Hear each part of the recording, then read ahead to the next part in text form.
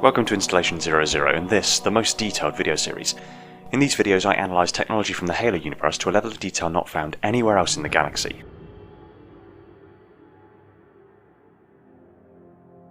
In this most detailed breakdown we will analyse MJOLNIR Mark-VII armour, a highly limited production model of the MJOLNIR armour system that was produced as a successor to the immensely successful Mark-VI armour system, but that never saw wide-scale application due to the immense cost and a shift in manufacturing principles, leading to the MJOLNIR Gen 2 platform. Nonetheless, the Mark-VII is still a legitimate addition to the MJOLNIR range, and although not widely used, has still seen combat majoritively in the post-Human Covenant war operations, where it proved itself as a significant generational upgrade and a highly effective operational unit, utilised majoritively by Spartan Naomi-010 of the Spartan 2 generation. It was, however, doomed to a limited production run, as the cost of the suit was even more expensive than that of the Mark-VI, which already costed the same as a UNSC destroyer. Efforts were made, however, to create a variant of the Gen 2 MJOLNIR platform to re-engineer some of the developments of the Mark-VII into the newer Gen 2 suits. In our previous MJOLNIR breakdowns, we would analyse every layer of MJOLNIR from the outermost layer inwards. It is worth noting, however, that the vast majority of components are very similar if not identical to the Mark-VI, as they were refined over the entirety of the MJOLNIR project lifecycle. With this in mind, we will outline the primary differences and advancements with the Mark-VII over the Mark-VI. We strongly recommend, if you haven't already, to go watch our breakdown of the Mark-VI platform, as that gives you the basis for the Mark-VII. Then here, we will only look at the differences from the Mark-VI to the Mark-VII.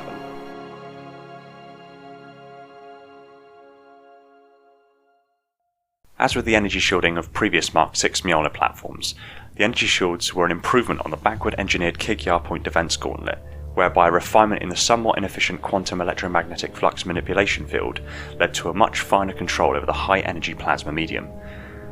The electromagnetic envelope that was created by the Mark-V was much more efficient than the KIG energy shields. The Mark-VI were significantly more energy efficient and much stronger than the shields of the Mark-V. Continuing that trend, the energy shielding for the Mark-VII was stronger again and much more sophisticated in their control of the high energy plasma medium, by implementing a newly developed quantum mechanical field orientation polarity generator that enabled different layers and polarities of electromagnetic envelopes to be projected, as well as reverse repulsive fields between the layers to work around the short-circuiting problem that would inevitably render shield overlaps completely useless, causing continual shield failure. The energy shield emitters positioned across various points of the armour emit both the electromagnetic field and the high energy plasma medium, and are positioned at geometrically significant locations across the surface of the armour to facilitate full shield coverage. The electromagnetic field's external geometry could be formed to exquisite resolution and detail, tapered down to less than a hair's width in the case of the bottom of the boots or the palm of the hands, or scaled proportionally in field strength and density to create an energy shield layer several inches in thickness, as with the chest and back. The shielding could also be manipulated to create overlaps, exponentially increasing the shield's density and protective factor, but only over the centre of mass, and doing so would decrease the amount of energy coverage across other parts of the suit. So if the Spartan needed additional shielding on the front of their armour to deal with a particularly heavy incoming fire, the shields could be doubled or even triple layered on the front of the body, thereby acting as three separate energy shields nested close together, offering 3 times the shield strength and density. This would allow a Spartan to take a pair of Hunter's combined fuel rod cannon blasts at point-blank range without killing the Spartan. The drawbacks, however, is that during this overlap, the back of the Spartan becomes nearly entirely unprotected by the energy shields, with the exception of the protection offered by the armour plating. In addition to this ability, the energy shields could also be shaped, a primary function being that the shaping of the energy shields from the back armour could be formed into an aerofoil shape, allowing functional gliding during freefall, as well as theoretical sustained flight systems, harnessing some additional upgrades to the Mark-VII, which we will look at shortly. This ability of the energy shields on its own gave the Mark-VII a strategic edge over all previous versions of MJOLNIR, as well as other known combatants and adversaries on the battlefield at that time.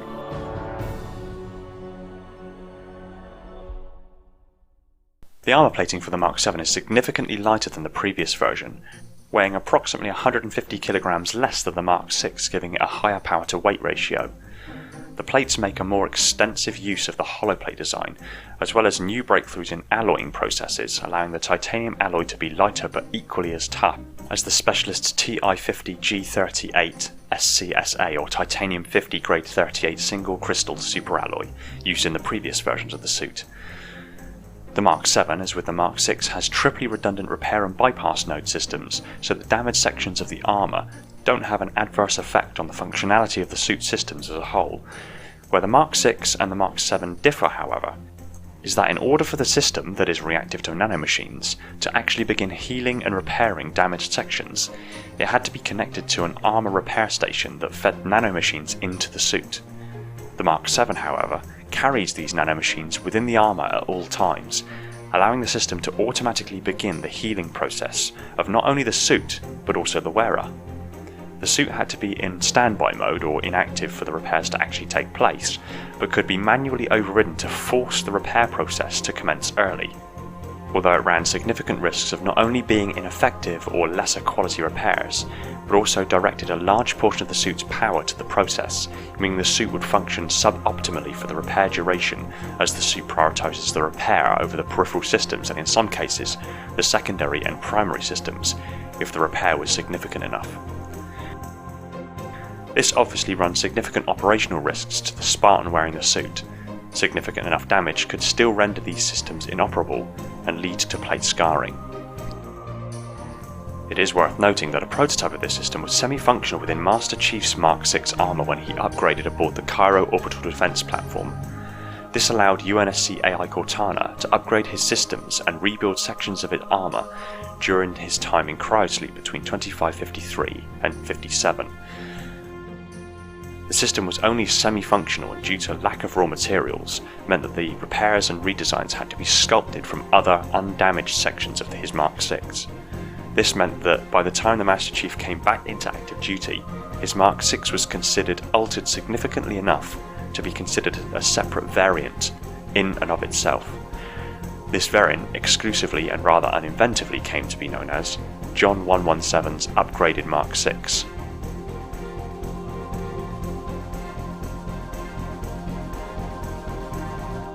The Mark-VII was also upgraded with atmospheric insertion capability.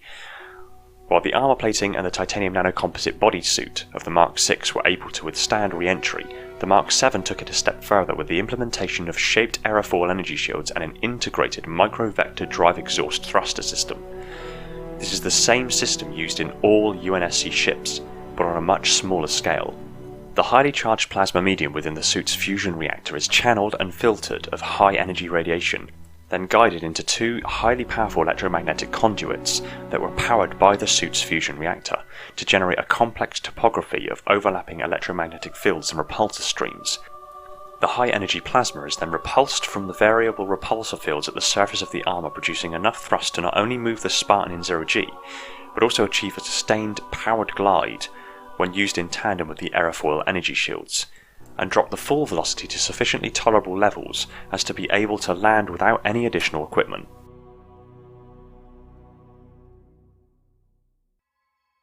In previous iterations of Mjolnir, the primary power source was the mini-nuclear fusion reactor, which could generate usable electricity for up to 15 years of continuous usage. But the Mark-VII made a jump to a more sophisticated form of fusion energy in the form of a backward-engineered Covenant Pinch fusion reactor hybrid. The mini-nuclear fusion reactor used a toroidal-shaped reactor chamber to channel and focus the highly charged plasma medium into which atoms of deuterium would be placed, and the electromagnetic field shunted inwards and increased in power, forcing the atoms of deuterium to fuse, releasing huge amounts of energy into the plasma medium that the fusion reactor would then selectively leak from the chamber, decelerate, and then convert it into electricity via a process called electrostatic direct energy conversion. The Covenant used a technique which instead replicates the conditions inside the core of a star, using deuterium and tritium as a fuel source, which are isotopes of hydrogen with a nucleus that contains a proton-neutron pair and a proton-neutron-neutron trio respectively, where a normal, more common hydrogen atom known as protium has no neutron at all. Because of this method, it can be considered a purer, more natural way of producing energy. The Pinch fusion reactor, as used in all Covenant ships, facilities and even Sangheili combat armour, generated electricity by the use of artificial gravity generators. These gravity generators created highly focused and powerful gravity fields which, as a causative effect, give a close approximation to the forces at work within the core of a main sequence star. The physical shape of the reactor, with its two large cone-shaped gravity-focusing generators positioned one above the other, their tips in close proximity to each other, allows the gravity field to be focused down from a very large area to an extraordinarily small area, facilitating the continued fusion reaction by literally pinching matter inside a very tiny gravity-reinforced area. This means that when the reactor injects a steady stream of deuterium and tritium, the particles immediately encounter this environment and act as though they were actually within the core of a star. They are suddenly pinched and powerfully forced together, fusing them together into a helium-4 nucleus and a free neutron almost instantly, generating huge amounts of energy in the form of light and heat. The energy that is released is then used to heat the plasma medium that all Covenant technology seems to use as its basis of their energy source. The plasma within the reaction area is kept compressed by high-strength magnetic fields, ensuring the reaction can be sustained continuously. The massive carapaces that surround the base of each focus cones generate incredibly strong energy shields and magnetic fields to contain the reaction. If the energy shield fails or is breached, the fusion reaction becomes uncontained and immediately draws mass and energy towards it, increasing its critical temperature, resulting in a cataclysmic explosion. The plasma-based energy technology the Covenant use is surprisingly crude, as a superheated gas as an energy source is not very efficient due to the massive losses in heat and light, which would adversely affect its efficiency. While argument could be made that these properties are useful in deep space to warm and light the vessel, it is likely the Covenant would simply not be able to harness and repurpose all of its waste energies. If you consider that humanity grasped an exquisite understanding of how to control the electron in the 19th century, and made rapid innovations that increased its efficiency, and the Covenant had been using a much less efficient plasma technology at the very least since its inception, with the signing of the peace treaty between the Sanchayam and the Sangali in 852 BC, nearly 2,600 years earlier, and made very little in the way of innovation since. But I digress. The hybrid fusion plasma power plant that was innovated and implemented in the Mark-VII took the best bits of both Covenant and human fusion reactor designs. It implemented the Covenant-designed pinch technique of fusing deuterium and tritium, resulting in huge amounts of energy, but then uses a human-designed electrostatic direct energy conversion technique via selective leakage of the high-energy plasma medium. By means of magnetics and electrostatics, the ions and electrons in the plasma medium are now heated and enriched by the pinch fusion reaction. They selectively leak from the pinch reactor and are directed into an expansion chamber. Here, the plasma medium, containing highly charged particles, is guided and expanded in volume by a fan-shaped magnetic field that reduces the power and density and converts the rotational energy of the reactor chamber to directional energy, suitable for energy conversion. The electrons are separated from the plasma stream and collected on a 22-stage electron collector grid of varying potentials based on the variance in high and low energy electrons. This forms the negative terminal of the power source of the direct energy converter. Next, the ions are decelerated by retarding electric fields. Kinetic energy is thereby converted into potential energy, and finally, the decelerated ions are collected on a high voltage electrode that form the positive terminal of the power source. The hybridized power plant was a massive breakthrough to an already impressive technology of mini-nuclear fusion reactors, and made best use of both systems. This allowed the Mark-VII to remain fully active and functional for over 20 years of continual usage before servicing was needed. It is worth noting, however, that while this hybrid reaction design was a stark innovation, its increased costs and only modest gains in efficiency and lifespan meant that it was not implemented for the baseline Gen 2 platform as standard. The older mini-nuclear fusion reactor still continues to be the primary way that all modern MJOLNIR Gen 2 suits are powered due to falling costs and moderate increases in efficiency. The Power Supply and Control Unit, or PSCU, is still present, connected to the reactor casing, and it is still responsible for distribution of power across the Mark-VII based on where it is needed and when. It is worth noting, however, that certain Gen 2 suits do contain the hybrid reactor.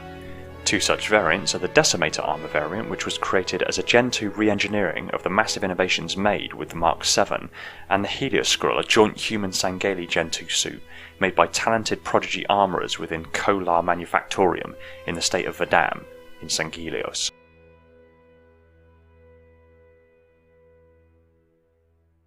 Sandwiched between the external armour and the internal padding is a thick black armoured bodysuit. This suit has numerous functions, small but vital to the safety and survival of the wearer. The bodysuit is made of a titanium-based material, making it very strong and yet very flexible. It also serves as another layer of protection against ballistic attacks and is coated with a heat-resistant material to disperse heat from plasma weapons. It contains dozens of systems and components which serve various functions, but one of the more important developments of the Mark-VII is the slip-space de-insertion capability. Primarily, the system contains a lead-impregnated polymer layer to give full and comprehensive protection from the radiation of slip space and transitions into normal space. The suit also contains a computational system which creates a sympathetic resonant quantum field and outputs it to the enhanced shield emitters of the Mark-VII, creating a quantum mechanically stabilized bubble of energy around the Mark-VII, easing the transition from slip space to normal space. The force multiplying circuits and reactive liquid crystal are majoritively the same, with some minor upgrades in the optimization of these systems from combat feedback and diagnostics of the Mark-VI platform. A layer relatively new to the MJOLNIR line, introduced with the Mark-V, that is capable of housing an AI. Comprised of the same material as a Starship AI system, this layer allows an AI to travel with a soldier into the field. The AI can then aid the Spartan in software intrusion, hardware hacking and espionage by listening to enemy chatter. Where the Mark-VII differs, however, are a set of active AI transfer protocols, enabling the AI to be transferred to and from the ship or facility to the armour with no need for removal or installation of an AI data crystal chip. The data that makes up an AI core matrix is known as hard data, which makes it inhibitively difficult to transfer between places due to its complex and sensitive nature. While an AI is able to infiltrate systems via relays, networks and slipspace data streams across huge distances, the AI's core matrix remains in a single fixed location. The Mark-VII implements a sophisticated transfer protocol which enables this hard data to be transferred between locations with ease.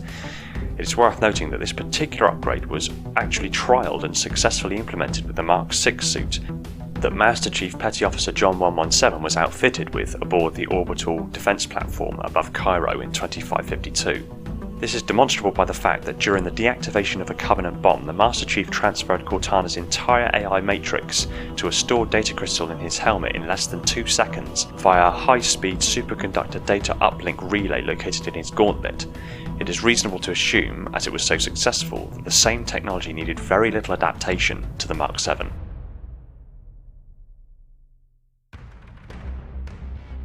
The hydrostatic gel and inner skin suit are very much the same as the Mark-VII, with the exception of various human interface systems including permanent intravenous ports for medical or nanomachine administration, and catheters for waste recycling and disposal, a slightly more invasive measure than previous iterations but deemed necessary to get the most out of the upgrades as possible. The helmet systems had an update and upgrade to the Mark-VII BIOS, which enabled the suit to identify and interface with additional armour components, support and tactical packages, as well as the ability to learn new information from previously unencountered systems by a dedicated dumb AI in control of its own redundant nanomachines purposefully for that reason. The aesthetics are, either as the basis of Spartan choice, allocation, or possibly even through nanomachine assemblage, unique to the user. With the exception of the aforementioned innovations, the Mark-VII helmet is nearly identical to the Mark-VI. The Mark-VII made significant advancements over the Mark-VI, and, if rolled out to more Spartans towards the end of the war, would likely have been one of the most successful implementations of wartime technology ever staged, and certainly helped reduce the loss of life towards the closing days of the war. That being said, the single Mark-VII platform that was in active duty, at least as far as we are aware, was fielded in January of 2553. Considering the Mark-VI was fielded in October of 2552 and the Mark-V was fielded in its earliest version in November of 2551, the Mark-VII was replacing the two major platforms only 14 months and 3 months after their first operations respectively, which is a phenomenal turnaround in innovations, but one that was, in truth, in development since the very beginning of the MJOLNIR program, as means of constant prototype development and innovations technologies. The Mark-VII, as far as Dr. Halsey's notes were concerned, was to be the final iteration of the MJOLNIR platform. Whether she had plans for a Mark-VIII or a completely new powered exoskeleton program is unknown, but what is known is that there is evidence there was still room for further innovation and development, before it was ultimately supplanted by the Gen 2 platform. It would have been very interesting to see what would have come next. The next platform of Mjolnir, chronologically, that we'll be looking at will be the Gen 2 platform, which, in itself, will present its own challenges in review and analysis. Thanks for sticking with me. If you have any suggestions on anything within the Halo universe that you'd like to see given the most detailed treatment, stick them in the comments down below and I'll get to them as soon as I can. As I'm sure you understand, the level of detail that I insist on getting down to here is of an intensity that it can take quite a while to flesh out the more complicated constructs. That being said, it's something I really enjoy, and I hope you have too. If you want to see more stuff like this, click the subscribe button and hit the like button, as it really helps push forward the collective knowledge of the Halo universe. If you've made it to the end of this video, you're evidently pretty fanatical about the Halo universe, in which case click the little bell icon. That way next time I put a video out you'll be notified the second it hits the shelves. I want to thank the Halo community over at Amino for their support of the channel and my rambling blog posts over there. If you're not already a member, I strongly recommend it, the link is in the description. If you feel like helping the channel out and ensuring that I keep you well informed on the innermost workings of Halo technology, consider popping over to Patreon and jumping on board with Installation 00 as a patron. It really helps me and the channel out as it allows me more time to dedicate to generating this Halo content. Thanks again for watching, commenting and subscribing everyone. Thanks in advance if you decide to become a patron. Take care guys, now go rest your brain.